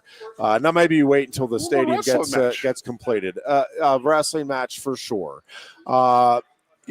We've been talking, Goon. I think looking down the road, and again, Pat Kraft is a pretty creative person, and I think there's a lot of thought going into different things that can be done, not just with the sports that dominate the landscape locally, which, again, would include wrestling and women's volleyball, obviously hockey, basketball, football. I think the baseball and softball programs, I think you're going to see some more things being done to create events around them. And as sports fans, I think that's going to be fun, seeing those opportunities. I think what the Lady Lions are doing this year, Lady Lion basketball team, where the majority of their games now are going to be brought back to Rec Hall, and I've seen some folks that are taking offense to it. I think you need to think about the home court advantage. All of this stuff should be done, right, with the idea of we want to make this maybe twofold. I think you want to make it the best experience you can for the student athletes, and then very close second is you want to make it the best experience you can for the fans. Well, the home court advantage at Rec Hall, again, if you have 4,500, 5,000 fans, that feels almost empty in a cavernous Jordan Center. That creates an electric atmosphere at Rec Hall. And, with any of these things, I think you need to be ready to pivot. And, whether or not we see at some point another facility built that would be, more like wrestling and volleyball specific, maybe a little bigger than Rec Hall, maybe with a little more modern day accommodations and that sort of thing. But again, you're trying to create events, and you're trying to create good opportunities, good experiences for your student athletes. I'm just telling you, even if at first blush you're looking at this and it's like, oh, come on, you're telling our women's team they got to play at Rec Hall instead of the Jordan Center. I'm saying let them go experience that, and then you tell me if they're not. Now, I get some of the accommodations are not as great, and renovations have needed to be made for a long time at Rec Hall, and that's a separate discussion.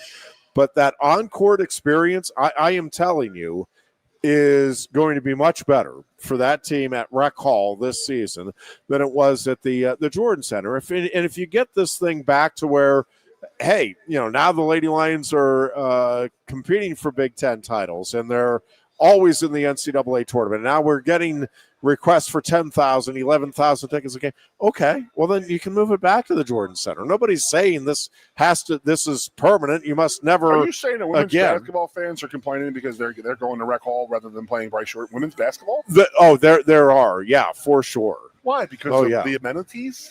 I would rather play in an environment that's like on top of you, crazy. Not every 10 seats being a person, every seat being filled. Yeah, we've talked about it. I mean, I don't necessarily get into that discussion, but the home court advantage at Rec Hall for men or women versus the Jordan Center, it's not close. It really isn't. Even a filled Jordan Center, I am telling you, that is not the same intimidating atmosphere that 7,000 in Rec Hall is for opponents. You were right on. Now I'm talking about configured the way it once was. I know there's been some changes, but the Rec Hall, when it was Rec Hall for basketball, and you had the fans literally, I mean, next to the folks throwing the inbounds pass, that was when it was filled. That was a great atmosphere. Move a for fan Rec to hand Hall. the ball to a player. That's awesome. That was a And more there's 100 people intimidating behind you atmosphere. yelling and screaming at you. Yep, more intimidating than you could possibly get What at the Jordan Center. We have talked in the past, and that was, I would not mind the men's teams playing the weeknights at Rec Hall. I am and then with the weekends, when we get to 10, 12,000 people, have that at Bryce Jordan Center. It's just, but that's a they need to really, really, like you said, they need to redo all the locker rooms and stuff like that. Give them some updated amenities. Because, the court's a court. And the crowd is a crowd. The players don't worry about that. They're worried about the amenities in the locker room and stuff like that. And I can pretty much guarantee you what they look like, and it's not good. Yep. I mean, you've been in them with the wrestling and all that. I mean, was it just stuff like that? Yeah, there's improvements. I think, again, a lot needs to be done to make it state of the art. Certainly from the fan experience, I think, getting the concessions, the seating upgraded, that would be very helpful. Wasn't there talk of doing suites up where the track is? At one time there was. I think there's now. I think there's more discussion about the possibility of a separate facility now. But yes, at one time before everything went down, there was actually. I saw the plans for the. They were going to push Rec Hall out and back, like toward Curtin Road and toward the Nittany Line Inn. And yeah, they were going to put like suites in there, additional seating, more chairback seating, and it was going to ultimately increase. I don't remember the exact numbers now, but I want to say by about 1,500, the overall seating capacity. Suite wise, you'll make some more money. And yeah, and they were also, there were also plans to upgrade all of the things we're talking about with the restrooms for the fans, the locker facilities for the student athletes, and also the concessions. Again, nothing against the folks that are providing the concessions now, but when you go to an event at the Jordan Center and then you go to an event in Rec Hall, just when it comes to the concessions available. All right, we'll take a break here. We're back with a final wrap on this Thursday show as Penn State gets ready to make the trip to Columbus. Hockey tonight, tomorrow night, and then the football game at 12 noon on Sunday. I am not talking to I have not run into a Penn State fan that's like, no, Ironhead, I think we're going to shock the world. Like folks hoping for it, saying, yeah, maybe. I think it could happen somehow, somewhere. I haven't met anybody that's like, no, it's happening, man. Like, go out there and look out. It's gonna be a fun one. Because should I go out there too? I was just talking smack, just straight up, dropping dimes. Why not? I'll bet you 1,000. Give me the 25 points. Why not? Let's do it. All right, we'll take a final time out here, and we are back to wrap things up for our Thursday show here at Quaker Steak and Lube. Great place, by the way, to come down and watch the Penn State-Ohio State game or all of your favorite sports, NHL, NBA action, all of the college football and NFL games to boot. You can come on down. Penn State Wrestling, by the way, on the Big Ten Network a lot in the upcoming season. You can check those games out or meets out as well here at Quaker Steak and Lube. Great menu selection, great cold beverages, and, yes, the best staff you will find in our area. Again, back with one more segment after this. No one likes making trips to the gas station. Well, Lion Country Kia can help.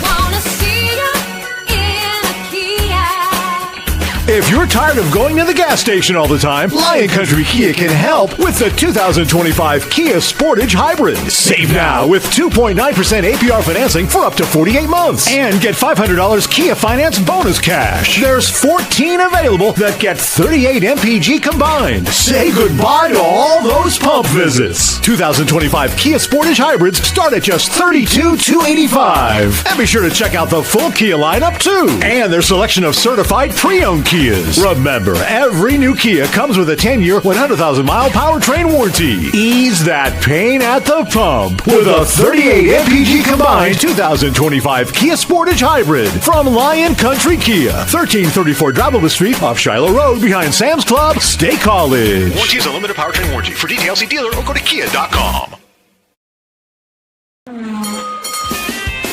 If you love wings, if you love rings, and all kinds of other tempting things. Great times, great food, get to Quaker Steak and Lube. Get our Best Wings USA, signature sauces, mouth-watering appetizers, or any of our delicious award-winning lube favorites. Great times, great food, get to Quaker Steak and Lube. I'm the Modelo Recruiter, and I'm looking for fans with good hands and great speed. The ones who stay focused and never miss a play. They go the distance on game day, even when their team is away. I'm always watching, always looking to reward more full-time fans. Because football isn't really football without you. A lot has changed about State College. One thing that hasn't is W.C. Clark's Coffee Roasters on 234 East Calder Way.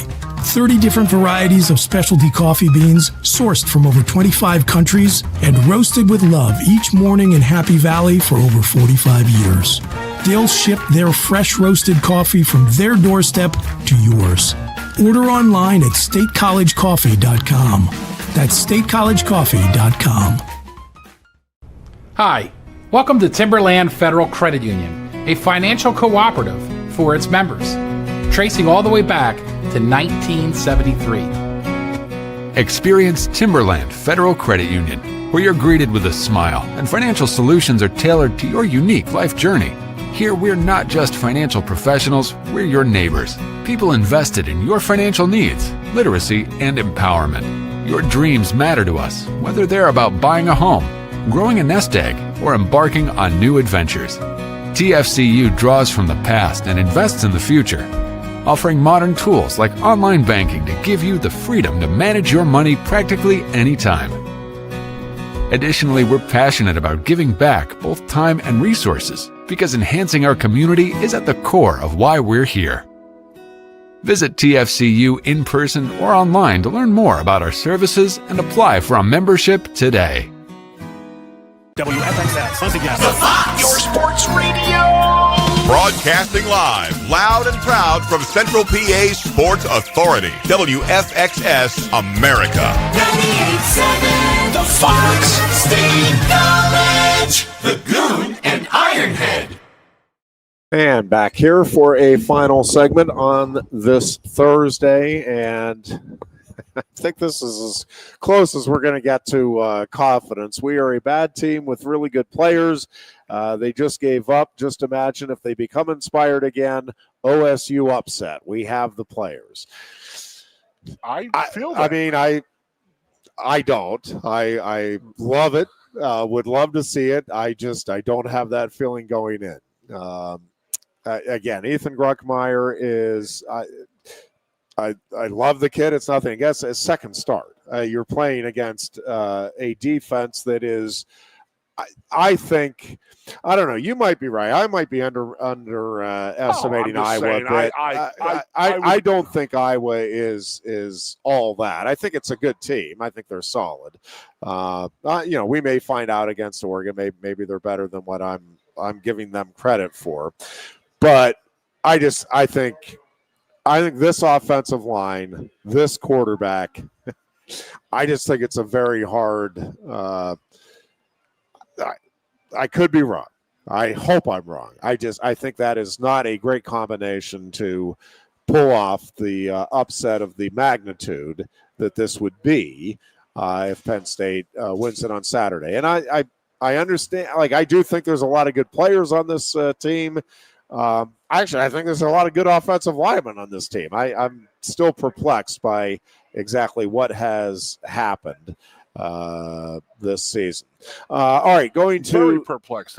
What's going on? What went on? The pitch count killed baseball. Starting pitchers used to be rock stars. It's great to see the Japanese pitcher throw complete games. I don't know. I've actually come around on the pitch clock. I was not a fan of it. Pitch count when it came in. I think you said. Yeah. Sorry. The. But I'm with you on the pitch clock. I'm well, yeah. On both parts. Yes, you're right. This is the pitch count. Yes and no on the. I do think the game is just different now, and. I could argue, we could make the same argument across the board in sports, that it's over-specialized.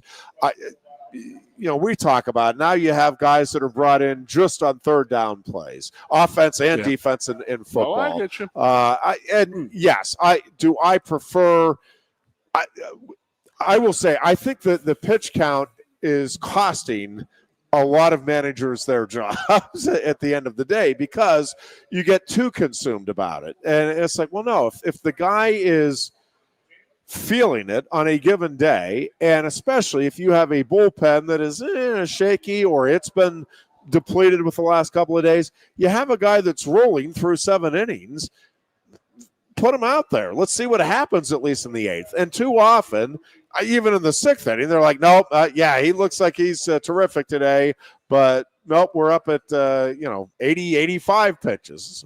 Well, at least let him get to the. Well, that's what I like about the World Series. It's like everybody's on board in those last couple of games. Like they're going to right. The pitch count is the pitch count, but if you get in trouble early, you can't afford to lose a game. Either team, you got to get to the bullpen quick. Yeah. Yeah, I love that about the playoffs. But I'm with the pitch count. I don't like the pitch count. I like the pitch count during the season, I guess you'd say. But I know what people are saying about like pulling a guy out. I hate it. We're both Paul Skeens guys. I want to see him pitch 9 innings. Yeah, but they're not going to do that. They're not going to risk that arm. It's crazy to think about. Yeah, and again, I want there to be more. It feels like we've swung again too far one way. Listen. I don't want Paul Skeens going out there every game trying to go the distance. But yeah, again, if he's gone through 6 innings and he's feeling good, he's looking good, I'm okay. Throw him out there for one more inning. Well, yeah, but it could be 12 pitches, and we want him at 100. That's going to get him to 107. Yeah, okay. Maybe when he has his 1 or 2 subpar starts, all right, pull him a little earlier that day or something. I don't know. We're too caught up. I agree with you. Sorry, I misread the or I didn't even misread. I just was thinking in my head the pitch clock. The pitch count it's just overdone. In the same breath, though, if they know they're only going out there for 80 to 90 pitches, they can leave it out there.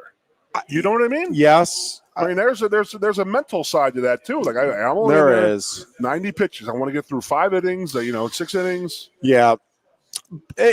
But again, the sports world, we've just become fickle, pains in the butts. And this is interesting because I was watching. I'm trying to. I want to say it might have been Pat McAfee that was on the discussion, but we. In this over-specialized world, my opinion, over-specialized, where it's like, all right, we're bringing this defensive end for this situation. We're bringing that defensive end for this. Instead of, hey, let's just get a guy that goes and plays football. Well, yeah, but this is a passing situation. We need a guy that just can get there quickly. We need a guy that can drop into coverage. Blocking tight end versus the catching tight end. All of that stuff. What the hell is that? But in that world, here comes Shohei Ohtani. And it's like, well, wait a second. Now, could this, I don't know, it'll be interesting. Could this change the mindset of some kids and maybe youth coaches, let alone high school or college coaches? It's like, hey, we have a great athlete, and yeah, he's a good pitcher, but maybe we could go ahead and let him hit because he's a good athlete too. I'll be curious to see if we at least have some. I don't think it'll become the norm, but do we have a few more? Yeah, man, you're a great all-around athlete. Why do we have to pigeonhole you as you can either be a pitcher? We need you to focus now that you're in high school. You're a pitcher, or we'll move you to first base and develop you. How about you try doing both? If somebody is truly a great athlete, like you do wonder, and there's no way, I mean, you're not going to be able to prove one way or the other, but have we for a couple of few generations now, like missed out on an opportunity to watch somebody become that next Babe Ruth or Shohei Ohtani before we got Shohei Ohtani? Yep. Again, we'll never know because these kids are special. Wow, you got to be a pitcher. You're going to specialize in pitching. In your state college high era, who was your best player? Did he pitch, and was he probably the best hitter on the team too?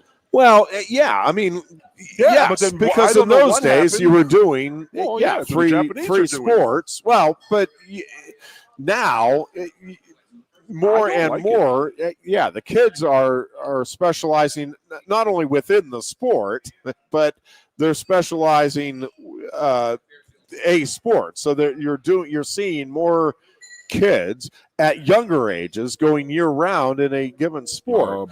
And again, every time we get into this discussion, I always throw out that I'm not saying nobody should ever do year round one sport. Yeah, if you have a person who is just, man, I love football. I've grown up in it. They have a natural proclivity for it. And it's like, yeah, I'm not interested in basketball or track.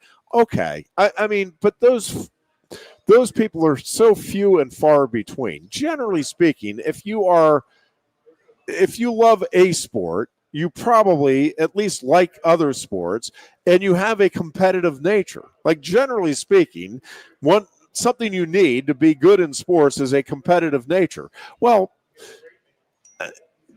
do you harness that competitive nature more by training for an extra 9 months or by competing in those 9 months?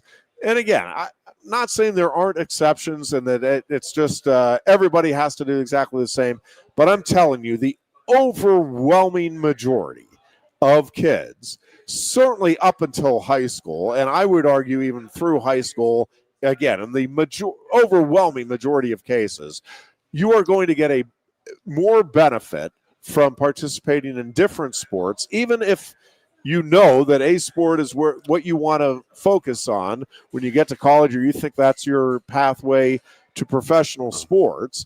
If you have that type of talent, you're just going to be better off honing the competitive fire by doing the other sports, at least one other sport. And again, if you're a great athlete, you're going to be able to compete in 3-4 different sports and continue to develop in whatever sport it is that ultimately is going to be your specialty. Well, I know one former Major League Baseball player who lives down south. He's from down south. He has his son on strict pitch counts in Little League and high school ball, whatever level he's at. Yeah. Because he understands that you cannot pitch year round. You can't do it. We've talked about many times in the past. It's not a natural motion. You know, you watch the girls playing softball. That is a natural motion. Yep. Those girls can pitch 7 innings a day for 5 straight days. A pitcher's got to pitch one day and his arm's done. You got to rest it for 4 days. Playing year round, I don't know. I don't know what to say. I don't know what to think about that because I know a guy down in Harrisburg. He said, my son has a tournament this weekend and we still have 2 more. And I'm like, dude, we're playing baseball in November now? That's insane. And then you're just going to start picking up in March. Yeah. That's too much. I mean, I am of the ilk. I love let's play all the sports. I don't like the sport specialization at a young age. I don't like that. I don't like everybody has a trainer that's telling them to do this or do that. That guy's a trainer for one thing. He's trying to make money. Of course he's going to tell you that you should train baseball year-round, that your future is year-round in baseball. I mean, I'm going to look at this. Our friend Jimmy Rolder at Michigan, middle linebacker for Michigan, Big Ten Player of the Week last week in that game against Sparty. He was going to be drafted in baseball. He was an unbelievable first baseman at his size, his thickness, and I remember I had little videos of him hitting that I bought to Coach Cooper and I bought to Troy Allen, guys who know baseball. And they were like, they had never seen a guy that size who had he was on his toes. And I'm like, what do you mean toes? And I'm like, watch him. And he's like, watch him turn. And I'm like, holy crap. And the ball was just stinging off of his bat. Played football his whole life. The future was baseball, but he loves football. So he's playing middle linebacker at Michigan right now. There's a kid who could be a Major League Baseball player, but he's probably going to be an NFL player. That's an athlete. That's a guy who's going to make it no matter what. But he was going baseball, and then he was just like, you know what? I don't want to do it. I want to play football. So with what you said, there are guys that you know. And I remember growing up, I had a guy named Jack Stanzak and Gene Shaw went to my high school. Both went to Villanova. Both went to the Major League Baseball. One played for the Phillies, one played for the Rangers. I loved watching those guys play baseball because they'd be pitching. Then they would get pulled out. They go play third base or right field or first base. And they come up to bat, and they're just knocking the crap out of the ball. It's just like, wow. It was just baseball players. When you have a great baseball player, you know it. Yeah. And it's pretty awesome and cool to watch. It is. But with that said, I understand where people are at, and I understand where you're at. Like pitch count and stuff like that. You need that at a younger age. Yes, at younger ages. Had that a little age. Listen, yes, and actually, I don't want to go too far on the soapbox here, but you do need to. This is just an opinion by yours truly. Ironhead, not me. You can overdo the organized sports at young ages and burn them out, and especially the training component of it. The number of kids that, like, if you're a parent, just try to. There's a difference between trying to get your kid to do his or her best, right, and living vicariously through them.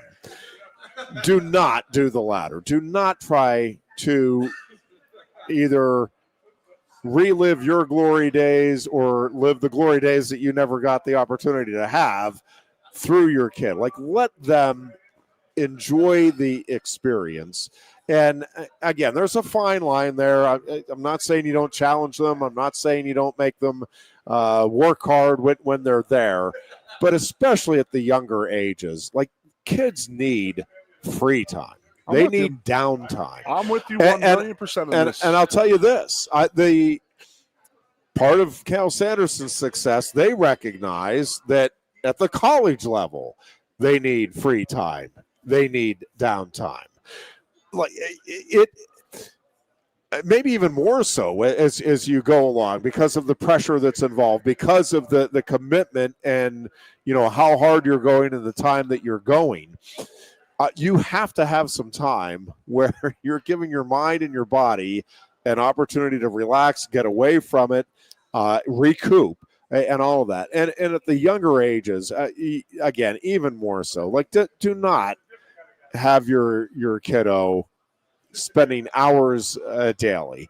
And as soon as I say that, I know we get, well, my kid's a budding tennis star or a budding gymnast, and if they're not in the gym, all right. I mean, how many guys you grew up with that just completely burn out? A ton of them. A ton. And, you know, again, there's a handful, I get it, that, yep, man, gymnastics is my life. I truly love it. I'm committed to it. Okay. There's always going to be the exceptions. It's the same thing. But I don't think gymnastics correlates to other sports. Well, I mean, we can, if you want to talk like that. You know what I I mean? agree. Like wrestling, but football, even baseball, basketball, they all somewhat correlate. Yes. Gymnastics it's its own entity. It is. But I think more and more, and I think it's more the parents, and maybe coaches to some degree. It's like, well, that is the model. Like you see the success. Yeah. And again, I'm just telling it is much more the exception than the rule, where somebody gets involved early, spends hours daily, and maintains a love or a passion for the sport. Even if they genuinely do love it at first, that's a lot, man. It's a lot of days, a lot of hours to ask a kid, to ask anybody to be all in on anything. You know, I mean, not a great comparison here, but like if you have a favorite food and you eat it for lunch and dinner every night, like pick whatever your greatest food is, at some point you're like, all right, I do enjoy it, but that's enough. I need something else today, bro. Yeah, this has been an unbelievable show. We have done everything. We'll go with that. Well, we're going into a big weekend, baby. We're going to shock the world out there, Ironhead. Shock the world. I hope that you are right. I'm going out there with not a shocking feeling, but I have a feeling. I would love to see it. We will talk about whatever happens this weekend on Tuesday. Folks, enjoy the weekend. And until we get together next Tuesday, be good and be safe. And, stay tuned for Let's Talk tomorrow at 9 a.m. It'll be a good interview with John Ziegler. No one likes making trips to the gas station. Well, Lion Country Kia can help. If you're tired of going to the gas station all the time, Lion Country Kia can help with the 2025 Kia Sportage Hybrid. Save now with 2.9% APR financing for up to 48 months. And get $500 Kia Finance bonus cash. There's 14 available that get 38 MPG combined. Say goodbye to all those pump visits. 2025 Kia Sportage Hybrids start at just $32,285. And be sure to check out the full Kia lineup too. And their selection of certified pre-owned Kias. Remember, every new Kia comes with a 10-year, 100,000-mile powertrain warranty. Ease that pain at the pump with a 38 MPG combined 2025 Kia Sportage Hybrid from Lion Country Kia, 1334 Drivable Street off Shiloh Road behind Sam's Club, State College. Warranty is a limited powertrain warranty. For details, see dealer or go to kia.com. If you love wings, if you love rings, and all kinds of other tempting things, great times, great food, get to Quaker Steak Lube. Get our Best Wings USA, signature sauces, mouth-watering appetizers, or any of our delicious award-winning lube favorites. Great times, great food, get to Quaker Steak Lube. I'm the Modelo Recruiter, and I'm looking for fans with good hands and great speed. The ones who stay focused and never miss a play. They go the distance on game day, even when their team is away. I'm always watching, always looking to reward more full-time fans. Because football isn't really football without you. A lot has changed about State College. One thing that hasn't is W.C. Clark's Coffee Roasters on 234 East Calder Way. 30 different varieties of specialty coffee beans sourced from over 25 countries and roasted with love each morning in Happy Valley for over 45 years. They'll ship their fresh roasted coffee from their doorstep to yours. Order online at statecollegecoffee.com. That's statecollegecoffee.com. Hi, welcome to Timberland Federal Credit Union, a financial cooperative for its members, tracing all the way back to 1973. Experience Timberland Federal Credit Union, where you're greeted with a smile and financial solutions are tailored to your unique life journey. Here, we're not just financial professionals, we're your neighbors, people invested in your financial needs, literacy, and empowerment. Your dreams matter to us, whether they're about buying a home, growing a nest egg, or embarking on new adventures. TFCU draws from the past and invests in the future, offering modern tools like online banking to give you the freedom to manage your money practically anytime. Additionally, we're passionate about giving back both time and resources because enhancing our community is at the core of why we're here. Visit TFCU in person or online to learn more about our services and apply for a membership today. WFXS, once again, the Fox, your sports radio. Broadcasting live, loud and proud from Central PA's Sports Authority. WFXS America. 98.7, the Fox State College.